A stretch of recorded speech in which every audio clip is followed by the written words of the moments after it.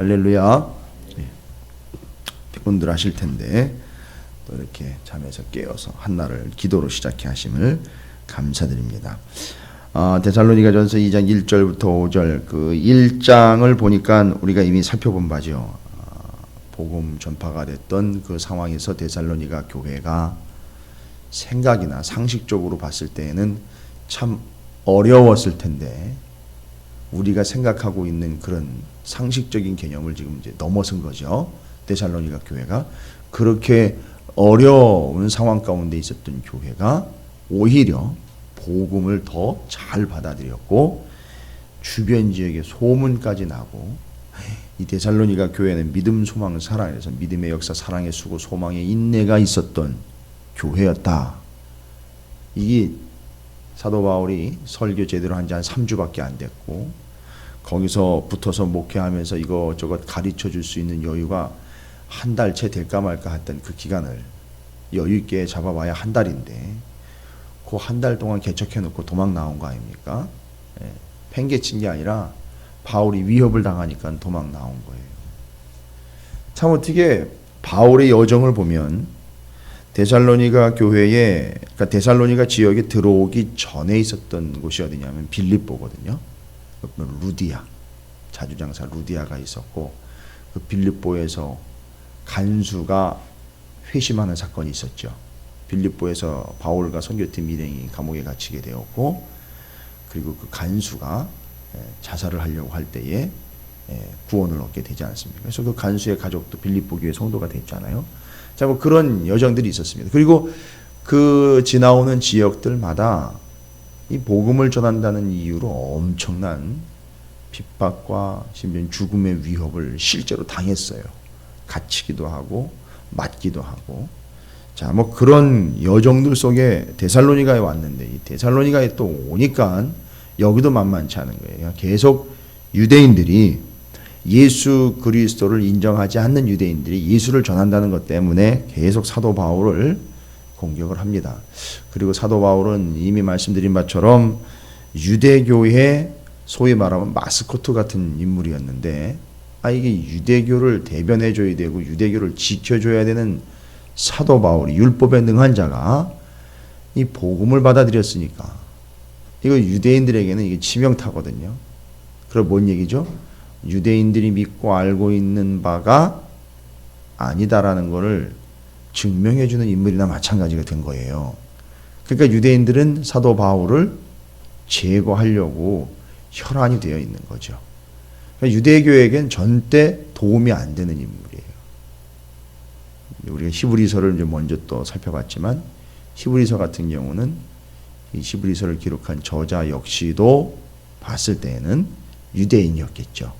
유대인으로서 예수를 받아들여서 완벽하게 유대인이 믿고 있던 율법이며 구약 성경들이 예수 그리스도와 합체가 돼서 온전하고 완전한 복음을 받아들인 자로서 고민하고 있는 유대인들 중에 예수를 믿게 된 사람들이 고민하는 그들에게 명확한 사실을 전해줄 수 있었던 것처럼 이제 그 경우는 히브리서 같은 경우는 좀 완벽하게 조화를 이뤘지만 지금 이 데살로니가 교회도 그렇고 그 전에 빌립보 교회도 그렇고 사도 바울이 복음을 전한다는 이유만으로 엄청난 핍박과 고통을 당할 수밖에 없었습니다. 자, 뭐 어쨌든 그런 상황 중에도 복음을 전했는데 데살로니가 교회는 오히려 그 어려운 여건들을 복음으로 극복을 해내며 되려 그 어려운 상황이 복음이 자리를 잡는데 더 큰 작용을 했다는 거예요.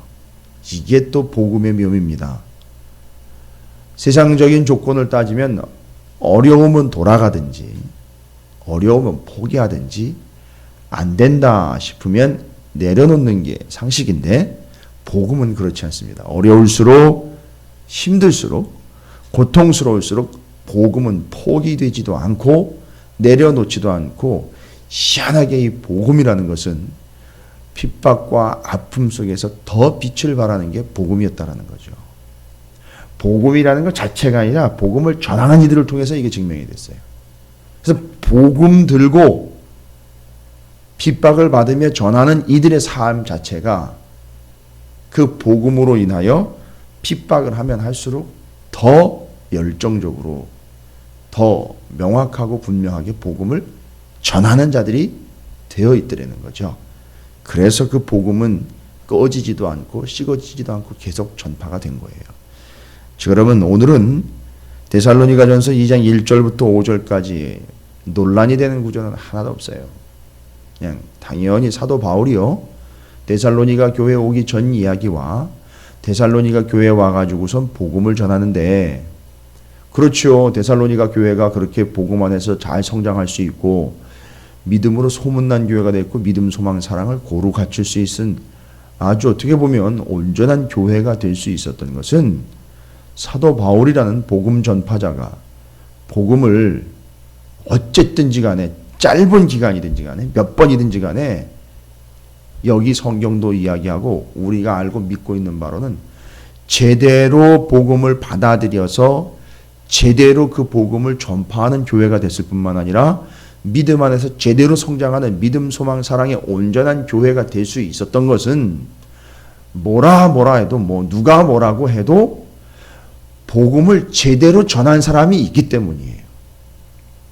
그러니까 사도 바울이라는 인물이 데살로니가 교회에 복음을 제대로 전했기 때문에 제대로 전한 것 덕분에 제대로 받아들여서 그걸 그대로 따라하기만 해도 교회가 복음을 온전하게 지켜낼 수 있었고 믿음을 온전하게 세워갈 수 있었던 힘이 바로 거기 있었던 거죠.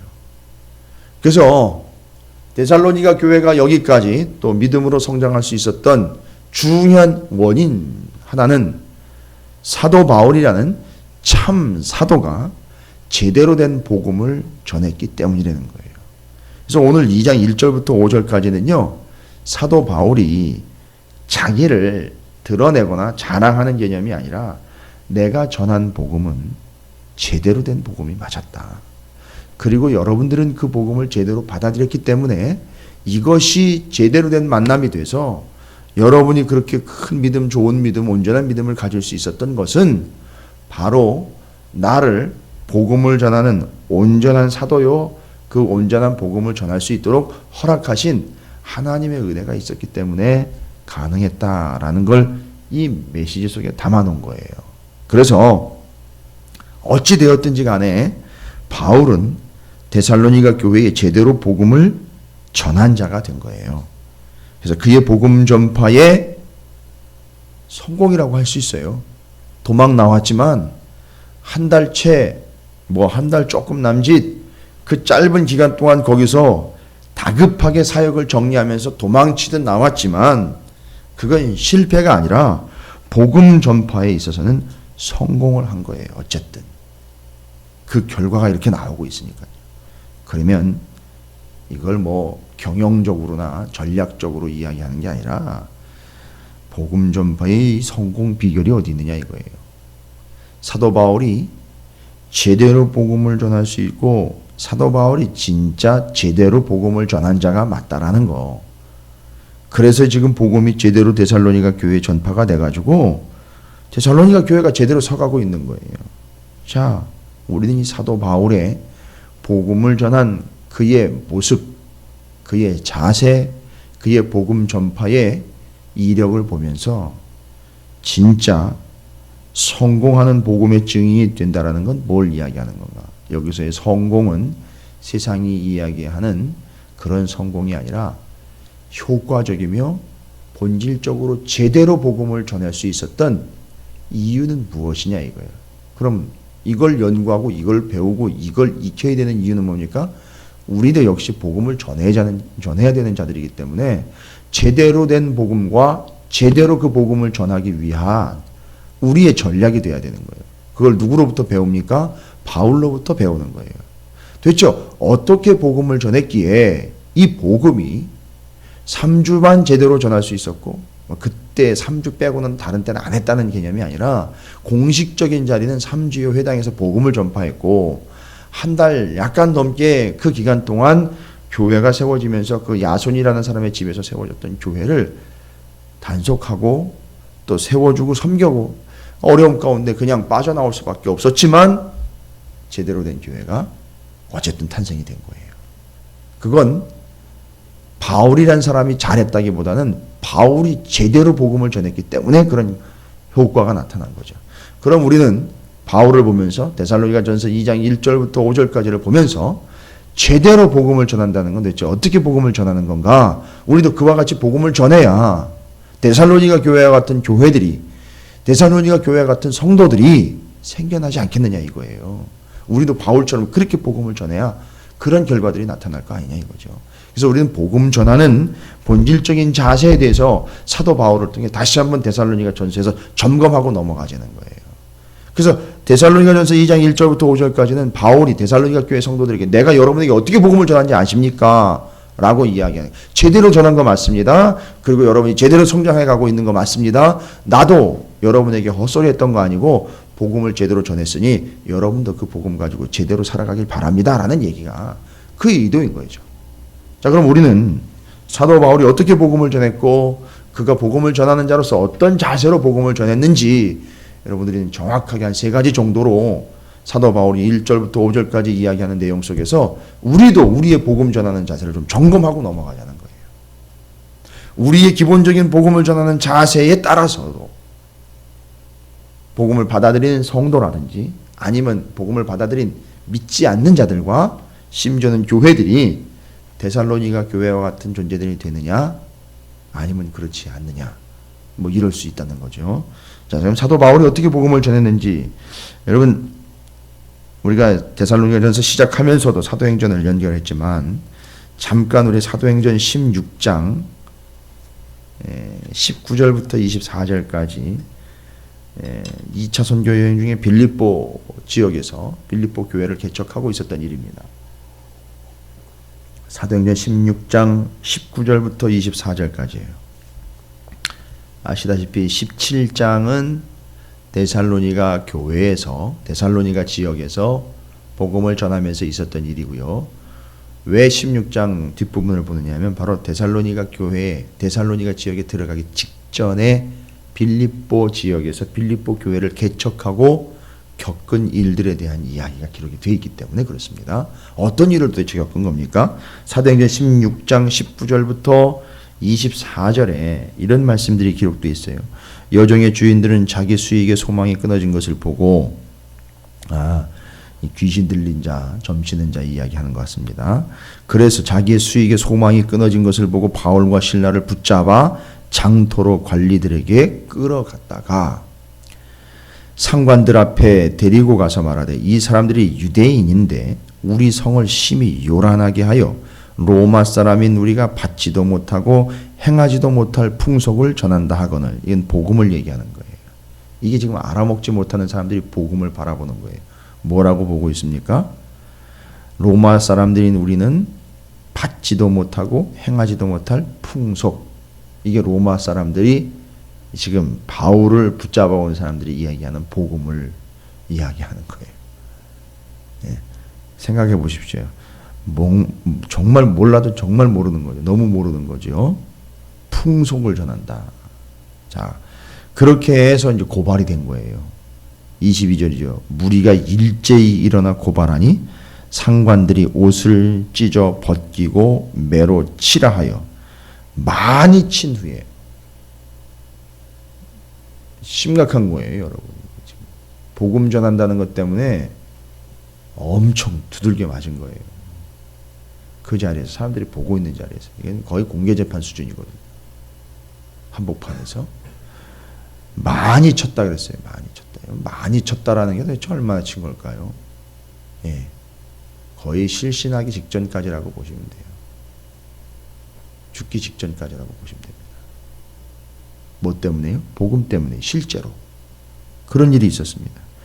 그 다음에 옥에 가두고 간수에게 명하여 든든히 지키라 하니 그가 이러한 명령을 받아 그들을 깊은 옥에 가두고 그 발을 착고에 든든히 채웠더니, 이거 완전히 꼼짝 달싹을 못하게, 도망가지도 못하게 감옥은 깊은 감옥이야. 하여튼 시큰 두들겨 패고 감옥은 깊은 감옥이고 발에다가는 족쇄를 채워가지고 가둬놓은 거예요.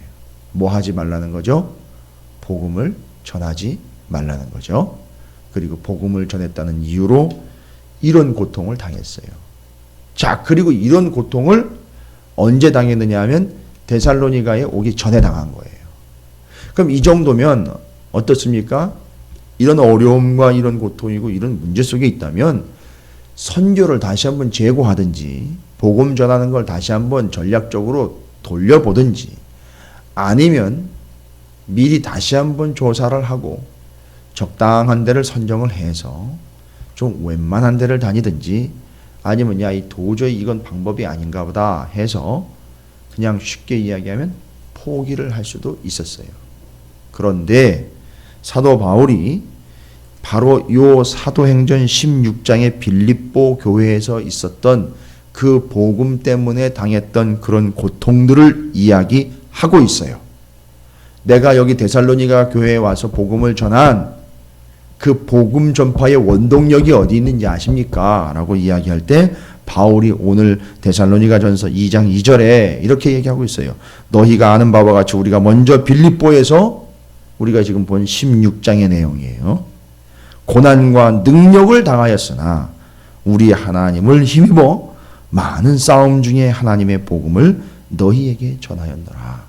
그 전에 또 그 전에도 마찬가지고 복음을 전한다는 것 때문에 엄청난 고통을 받았는데 뭐죠?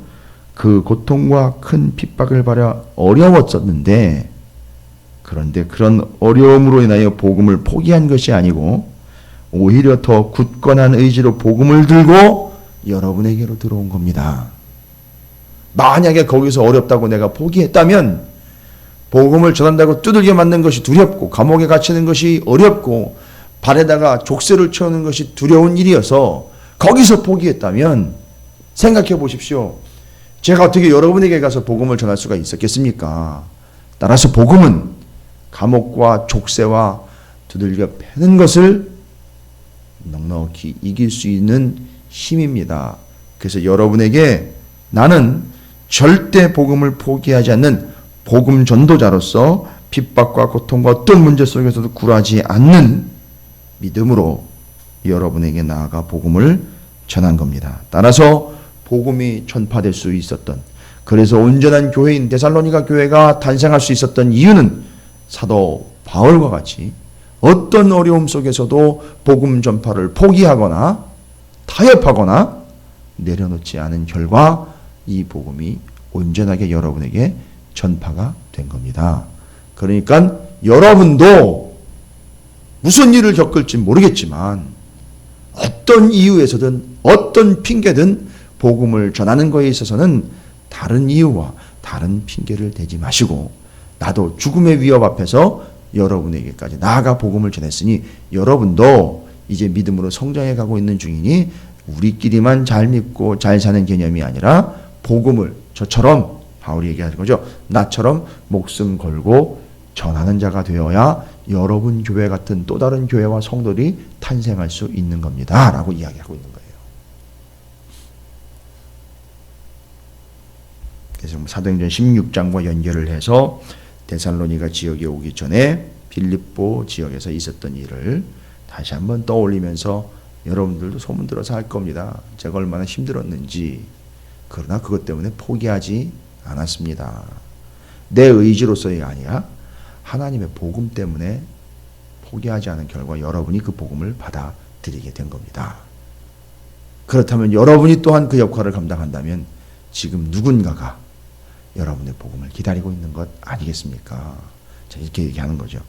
자, 이렇게 해서 복음이 전파가 된 거예요. 사도 바울이 복음 전할 때 그 어떤 핍박과 고통 속에서도 절대 포기하지 않는 바, 복음에 대한 그의 자세죠. 우리에게도 이런 자세가 필요하다는 걸 일러주고 있습니다. 그 다음으로 사도 바울이 복음을 전하는 온전한 복음 전도자의 자격을 갖췄다는 걸 뭘 보면 알 수 있느냐 하면 2절과 5절에 동일하게 나와 있는데 너희가 아는 바와 같이 라고 이야기해요. 너희가 아는 바와 같이.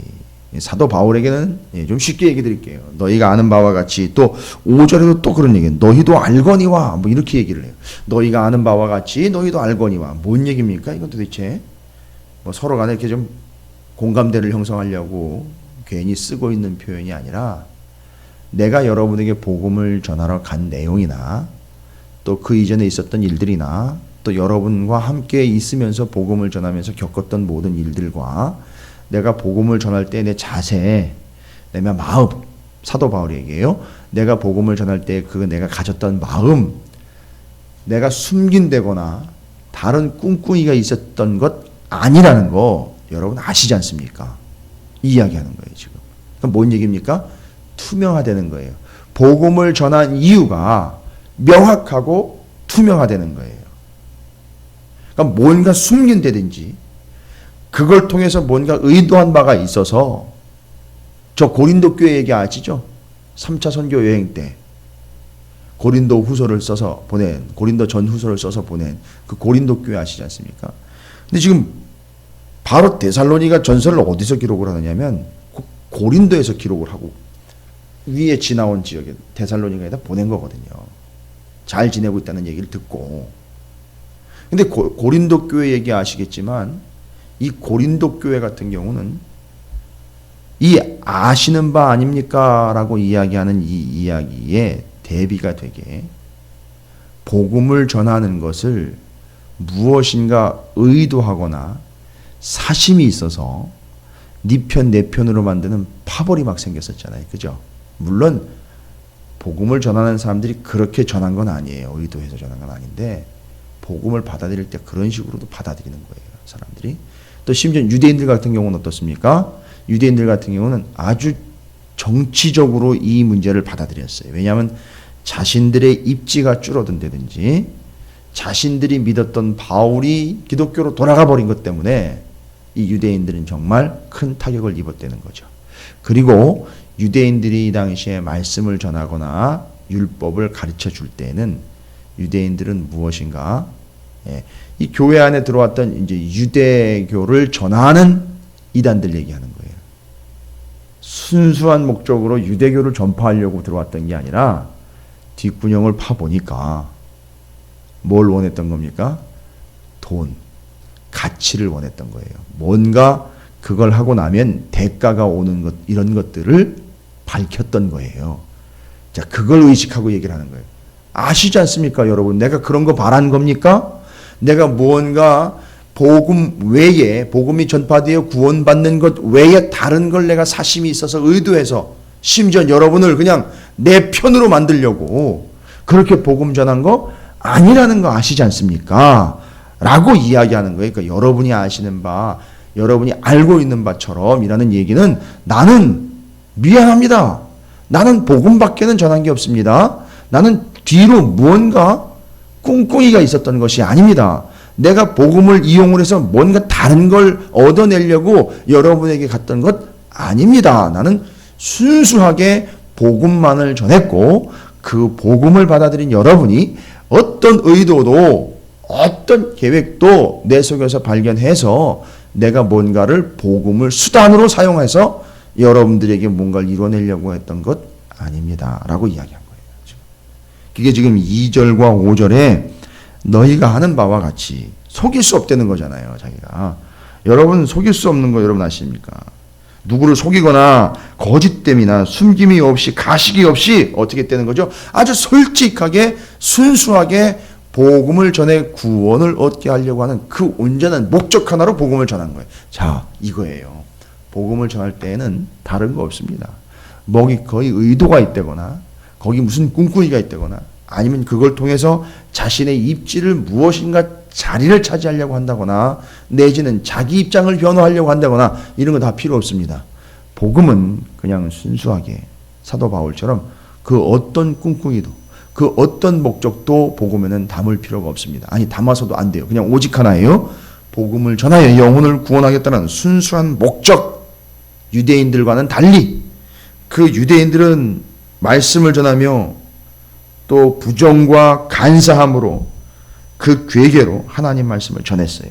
그러나 바울은 그렇지 않다는 것을 이야기하는 거예요. 그래서 온전히 순수하게 숨김 없이 가식 없이 있는 그대로 솔직하게 원칙 그대로 복음만을 전하는 거예요. 근데 이렇게 되려면 뭐가 필요하냐면요. 말로만 전한다고 되는 게 아니에요. 실제로 그의 삶이 그러해야 그런 복음을 전할 때 사람들이 받아들이면서 그렇지 바로 그거지 하면서 의심 없이 받아들이게 된다는 거예요. 여러분 왜 처음 만나는 사람에게 길거리에서 복음을 전한다든지 전도 물품을 줄 때 괜히 의식하면서 괜히 이렇게 경계하면서 받는지 아셔요? 그 사람들 생각이 기본적으로 어떤 생각이 있습니까? 이거 주고 뭐 하려고 그래? 내가 당신을 얼마나 알고 어떻게 한다고 나한테 이래? 이렇게 받아들이는 거예요. 벌써 받아들이는 사람들은 그런 보호막이 쳐져 있기 때문에 사도 바울이 그들에게 복음을 전할 때 어떻게 전했다는 거죠? 의도 없이 뭔가 뒷꿍꿍이가 있는 것이 아니라 순수하고 솔직하고 온전하게 있는 그대로의 복음을 그냥 전해줬다는 거예요. 거기엔 무슨 의도함은 없다는 거예요. 온전히 영혼 구원을 위한 복음 전파 하나만 있었다는 거죠. 이게 사도 바울이 복음 전한 거예요. 어떤 고통 속에서도 굴하지 않고 복음을 끝까지 전함. 복음을 전하며 온전하게 순수한 복음으로 내용상 본질상 구원을 얻게 하는 진정한 예수의 복음만을 전했다는 것. 솔직하게, 순수하게, 의도 없이. 그 다음에 세 번째로 복음을 전하는 바울을 통해서 바울은 어떻게 해서 그 복음을 전하는 온전한 자격을 갖출 수 있었느냐. 여러분 바울에게는요 아주 당당한 자격이 있었습니다. 무슨 자격이죠? 하나님이 그에게 복음을 전하라고 위임해 주신, 하나님이 그에게 복음을 주신 바로 그 위임받은 그 자격 때문에 복음을 전했노라고 이야기를 해요. 그 2절 끝부분에 하나님의 복음을 너희에게 전하였노라 라고 이야기하고 있죠. 그 복음을 하나님에게서부터 받은 거예요. 그리고 4절을 보시면 사도 바울이 본인의 자격에 대해서 이야기를 해요. 복음을 내가 전할 수 있었던 자격. 그리고 여러분에게 가서 복음을 전했던 근거는 뭡니까? 오직 하나님께 옳게 여기심을 입어 복음을 위탁받았으니 우리가 이와 같이 말함은 사람을 기쁘게 하려 하며 오직 우리 마음을 감찰하시는 하나님을 기쁘시게 하려 함이라 라고 그 사도 바울이 복음을 전할 수 있는 자격이 하나님으로부터 왔다라는 걸 이야기하면서 여러분 원래는 자격이 없었어요. 바울에게는 아시잖아요. 교회를 핍박을 하면서 오히려 복음을 처음에는 받아들이질 않았었어요. 인정을 안 했었다고요. 전면 부인을 했었단 말이에요. 그걸 생각을 해보면은 사도 바울도 아찔할 거예요. 본인이 그랬던 적이 있었다라는 거를 늘 떠올리면 아주 아찔할 거예요. 지금하고는 다르지만 그때 복음을 받아들이지 않고 예수를 믿는 이들과 교회를 핍박했던 걸 생각하면 원래 그는 자격이 없었어요. 그런데 이제 그는 자격을 얻게 된 거예요. 복음을 전할 수 있는 자격을 얻게 된 거예요. 그걸 생각하면 사도 바울은 너무너무 기쁘고 좋은 거죠. 여러분 그 자격이 뭡니까 도대체? 어떻게 해서 하나님이 그에게 복음을 위임해서 복음을 전하는 자가 될 수 있었고 그가 말하는 자격이라는 건 도대체 뭐예요? 복음을 전하는 자격은요. 전도 폭파 훈련의 자격이 생기는 겁니까? 제자 훈련을 끝까지 받아야지 뭐 자격이 생기는 거예요. 복음을 전하는 자격. 아주 확신을 가지고 나는 자격이 된다고 얘기를 해요. 바울이 이제는. 그래서 내가 자격이 되기 때문에 여러분에게 복음을 전한 거다라고 얘기를 해요. 어떤 핍박도 굴하지 않고 전했고 사심 없이 솔직하게 있는 그대로의 온전한 복음만을 전했고 그리고 그런 자격을 나는 갖출 수 있었기 때문에 복음을 전한 겁니다. 그 자격, 그것만 살펴보고 말씀을 정리합니다. 요거는 사도 바울이 스스로가 확인하고 이야기해주는 본인의 얘기를 좀 들어봐야 돼요.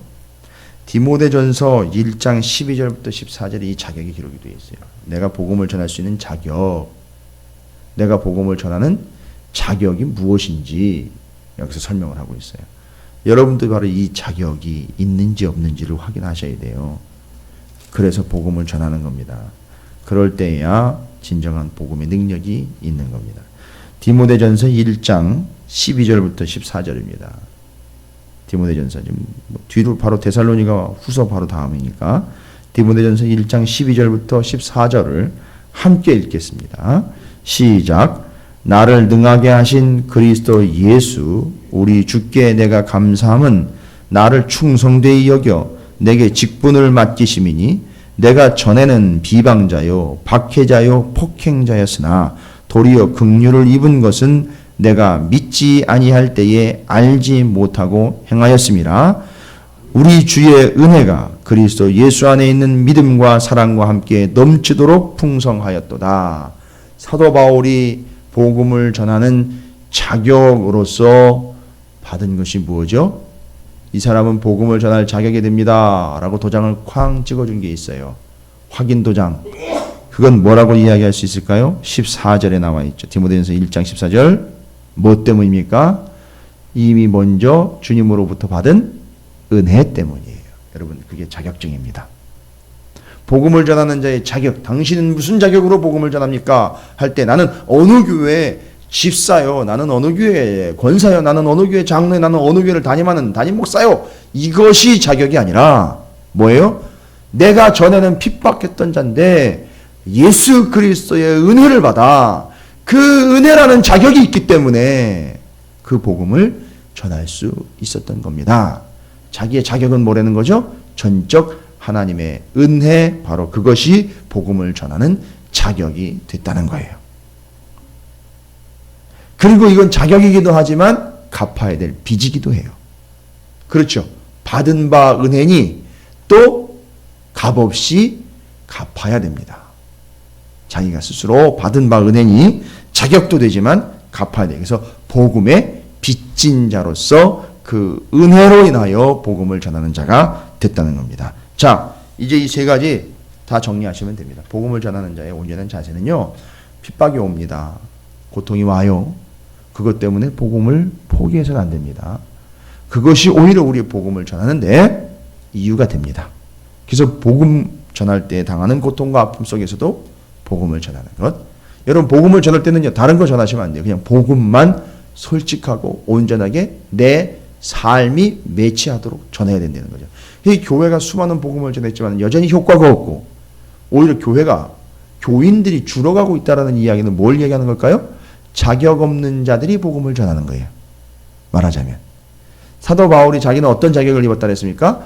먼저 내가 하나님으로부터 핍박자였고 교회를 무너뜨리려고 했던 자인 나를 은혜를 주셔서 내가 복음을 받아들이게 했고, 그 은혜로 받은 바 복음을 지금 여러분에게 빚진 자의 심정으로 그 자격 은혜라는 거 하나 때문에 여러분에게 전하고 있는데 일치가 되는 거예요. 복음을 전한 자와 복음이 일치가 되는 겁니다. 그러니까 그 복음을 받아들인 교회가 어마어마한 부흥을 하는 거고 은혜 가운데 그 교회가 성장하는 거예요. 근데 오늘날은 그렇지 않다는 게 심각한 문제죠. 그래서 솔직하게 있는 그들의 복음을 복음 그 자체로 전하는 것과 그 다음에 하나님으로부터 받은 바 그 은혜가 자격이 된다는 거예요. 그래서 복음을 전하는 자는 은혜 가운데 충만하게 서지 않으면 복음을 전하면 안 되는 거예요. 원래는 의무감에 전해서는 안 됩니다. 남이 한다고 따라서 하면 안 돼요.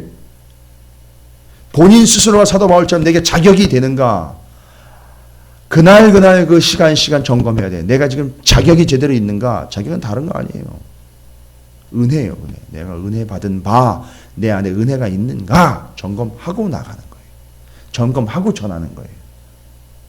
자, 이것이 사도 바울이 복음을 전했을 때에 이렇게 전한 결과가 데살로니가 교회라는 겁니다. 여러분의 오늘의 삶이 복음 전하는 삶이 되기를 바랍니다. 의도적으로 입을 벌려 복음을 설명한다라는 개념을 넘어서 이런 상황, 이런 세 가지의 바울이 복음을 전했던 여건들을 확인하시면서 여러분의 삶에서 사도 바울과 같이 복음을 전하는 오늘 한날의 삶이 되시기를 주님의 이름으로 축원을 드립니다.